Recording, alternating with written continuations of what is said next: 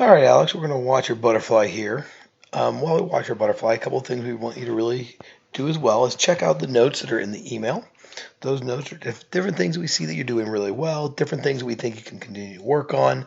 And it's easier maybe to look at before, after practice, or even before, after meets, or during, right before a race. Just different things that we think can really help you become a better swimmer and become stronger. Also, different things that you're doing really well to help keep in mind so that you continue to do those things all the time. As we get through with this first stroke, we like to kind of watch through about slow motion, just to kind of see what you're doing. Nice job coming off that wall. Whew, that's a good streamline. That's a great streamline. All right, so let's kind of start it over here. We're going to just take it step by step.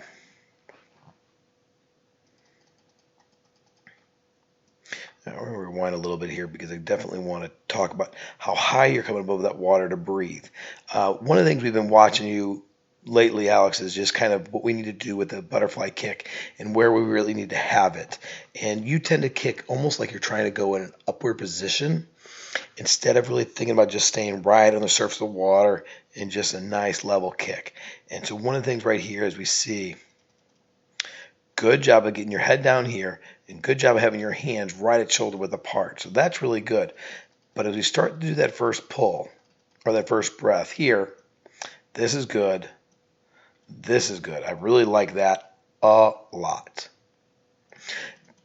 But as we're getting that breath, we can see how high we are out of that water. Okay, the top of your suit is above the water here, and which means your head's a lot higher, and then your feet are dragging behind you. If you can just get your chin right at the surface, so you're kind of skating along the water, that's going to help keep your hips up and keep your legs up a lot better. So let's not come up quite so high when we're taking that breath. Head's coming down a little bit late. You can see that your hands are entering here and your head is kind of falling at the same time. Get that head down just a little bit earlier. And as we get closer, we're going to look at those hands a little bit. We're going a little bit deeper than we want to do.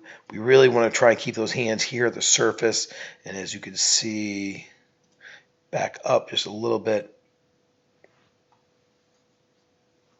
When your hands are first entering, you're going too far down. We don't want to have those hands go quite so far down.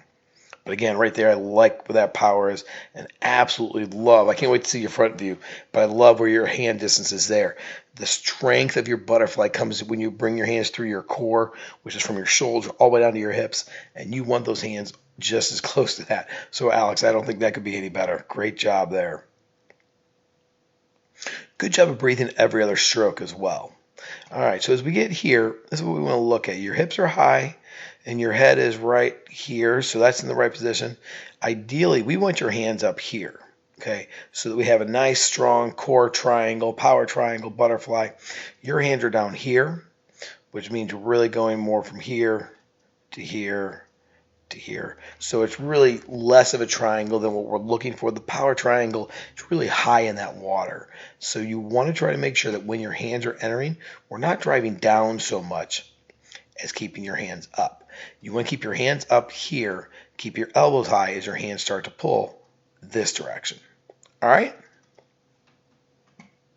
Great hand entry, though. We do like how your hands are on an angle there. That's great. You know, Alex, your kick looks really good right here. I mean, I like how you're keeping your knees just a slight bend as you go down. You're staying really high in the water. So that's really good. So really, your butterfly kick actually looks stronger here with your pull than when we're just doing the kick. And I think sometimes when we just do the kick, you're trying to use too much of your upper body to get that kick, and you got to just worry about using your legs. Maybe we're going to try and do some kicking with you without a board so you kind of just get a natural feel for that water. As we go into that turn here, we don't want to take that last breath in to your wall. One of the things we talk a lot about is not breathing last stroke in, first stroke off. So taking that last breath into your turn isn't quite what we want to do. Great job of stacking your feet right here. Okay, that's excellent. We always want to make sure we have a good transition from one direction to the other. You got this hand off the wall really, really quickly, and you're rotating your knees in that wall, which is perfect.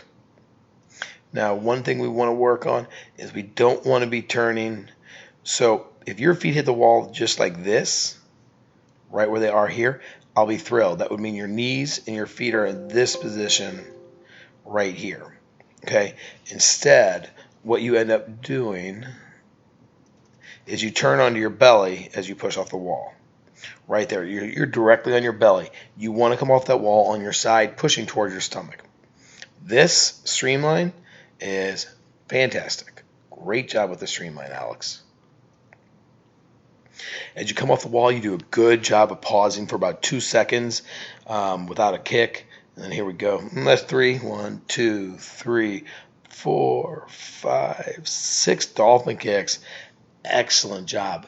Don't hold the streamline quite as long as you are, but look at how far past you are. Here's where the flags are. You're about 3 body lengths past the flag, Alex. That's awesome. And no first breath in the very beginning. Yay. Way to go. Alex, you're awesome. Fantastic.